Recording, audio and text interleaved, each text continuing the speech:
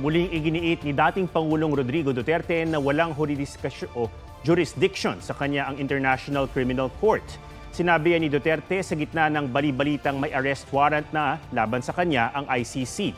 Sa panayam sa kanya sa radio program na Kontra Birada ni dating Presidential Legal Counsel Salvador Panelo, sinabi ng dating Pangulo na papalag siya sakaling arestuhin siya. Nauna nang sinabi ni Pangulong Marcos na walang gagawin ng kanilang administrasyon para tulungan ng ICC.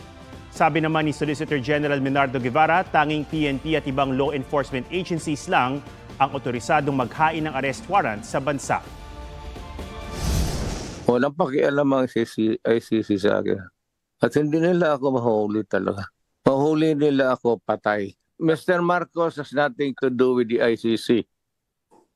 As a matter of fact, I am not asking for his help. Ako na ang bahala sa sarili ko dito. I will deal with the ICC myself.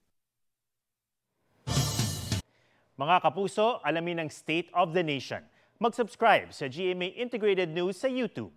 Sa ating mga kapuso abroad, samahan niyo kami sa GMA Pinoy TV at sa www.gmanews.tv.